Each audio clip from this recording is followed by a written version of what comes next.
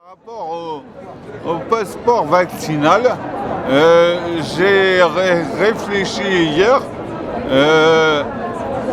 en voyant que j'ai encore vu une émission qui m'a fait réfléchir. Et voilà, c'est un projet de l'Union européenne, le passeport vaccinal, mais le gouvernement français n'en veut pas. En fait, je crois que de toute façon, d'ailleurs c'est peut-être une stratégie, sûrement une stratégie.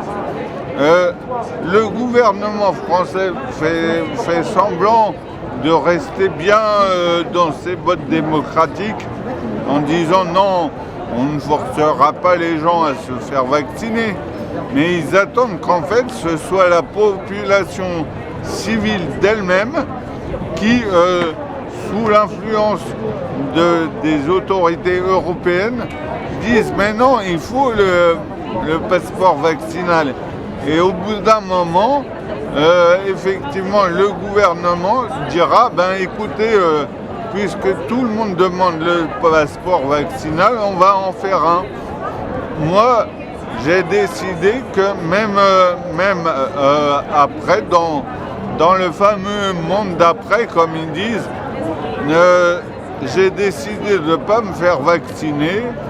Et donc, même s'il faut que je résiste toute ma vie en allant à l'extérieur des cafés pour boire des cafés, j'ai décidé que je pouvais le faire.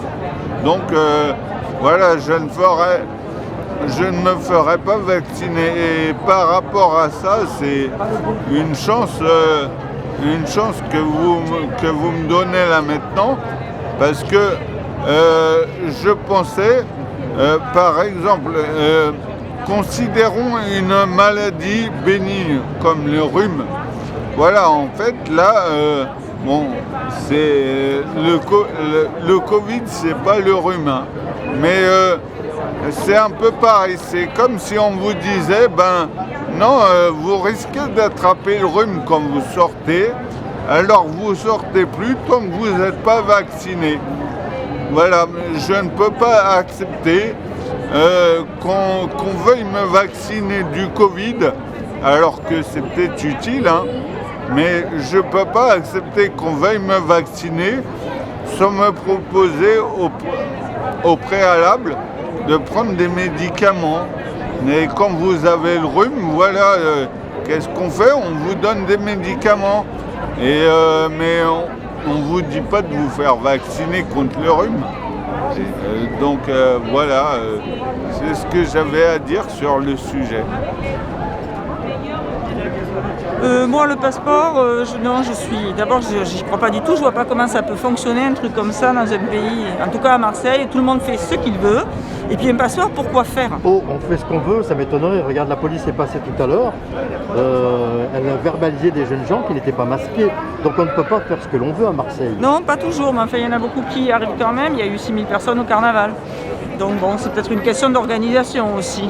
Et peut-être que les gens, si on les oblige vraiment, ils vont se rendre compte qu'on essaye de nous obliger, en tout cas. Tout le monde nous dit qu'il faut se vacciner. On a vu qu'il y avait des thromboses, des machins, donc ça fait peur à tout le monde. Et bon, moi, de toute façon, quand on me dit d'aller là-bas, je vais de l'autre côté, parce que d'abord, je veux savoir pourquoi on veut que j'aille de ce côté-là. Moi, je regrette, ça fait un moment que ça dure, et je suis toujours pas malade. Pourquoi je me vaccinerai? On m'a pas encore prouvé que c'était nécessaire. Et puis surtout, si on veut m'obliger, je me demande pourquoi. Quelle société ils veulent faire? On entend parler d'un passeport, pourquoi faire? Pour aller à l'étranger, je m'en fous, j'y vais pas. Pour aller au restaurant, mais c'est nouveau ça. Pourquoi faut-il un passeport pour aller au restaurant? Qu'est-ce qu'ils veulent faire? Une société à deux vitesses? Déjà qu'on en a une. Les gens qui ont le passeport, ceux qui l'ont pas. Ça me paraît très très grave cette histoire, donc bon.